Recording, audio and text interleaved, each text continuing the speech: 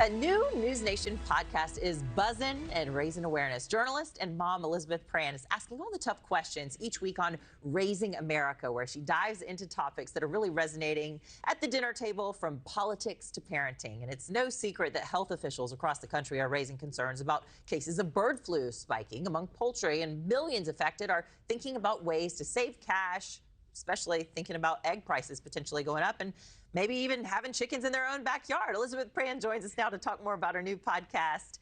And this one's called The Chicken Trend, a gateway drug to farming. Great to see you, Elizabeth.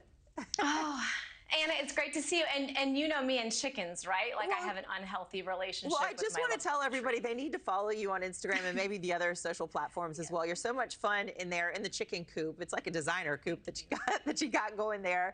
And I really relate to you because you've got your kids, you're raising them in the South. I am too. What's the latest with this chicken trend, though? It seems like so many people are doing that you never would think would do it. Well, I mean, I think you're spot on, right? So you have moms like you and me, and one of the reasons we were so invested in doing this podcast is that everybody has a different journey, but we all go to the same destination. Our goal is to do our best for our kids. You and I have had this conversation. We started raising chickens back in 2020. It was a myriad of issues, but we also were really focused on what our kids were eating. I know one of my children suffers from ADHD, so we're invested in what's on the dinner table, but also look at the egg prices. You and I talk about it, and yes, they certainly have dropped since the peak just a couple of years ago, but I also think we're desensitized. They're still really, really expensive. So when I spoke with this is actually the breeder where I got my chickens. It's my second flock. And she used to be a school teacher. She gave up her career because she started selling chickens on the side. There started pullets, so I got my girls a little bit earlier with this flock. I hatched my previous flock.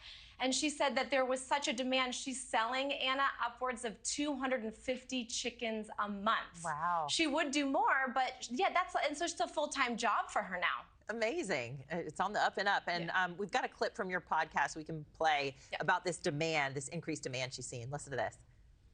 I have a lot of bakers that fresh eggs is their secret to, you know, their cakes and their muffins and all that stuff. Once you have a fresh egg, you don't want to go back to store-bought.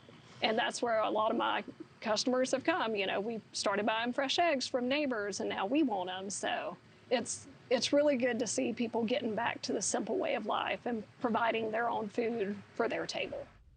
And you also say it's like a gateway to farming, because I know even yourself, you and your husband have started, you know, you don't have an all-out farm, I don't think, but I mean, kind of, you got a lot going on in the backyard now.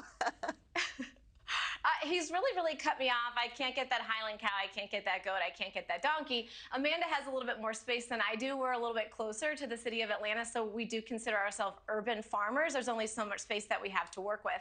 But it really bled into a larger conversation where Amanda and I both, we have come from different walks of life, but we're trying to make it more simple for our kids. So when my daughter comes home and she's a preteen and she wants to get on her cell phone, I'll say, have you gotten the eggs? Have you cleaned out the chicken coop? Yeah. Then, you know, one thing leads to another, and we got to go to youth sports. So I'm trying to get them out of that digital space. Certainly there's room for it, but we want to get life back to a little bit more simple, just you know, maybe take some of that digital detox in the afternoons, if you know what I mean. Yeah, look, it's teaching them responsibility and teaching them where their food comes from as well. It gets them invested in what they eat. Elizabeth, thank you so much. You can watch and listen to all these new episodes of Raising America. They come out every Thursday on NewsNation and The Hill's YouTube page. See you soon, Elizabeth.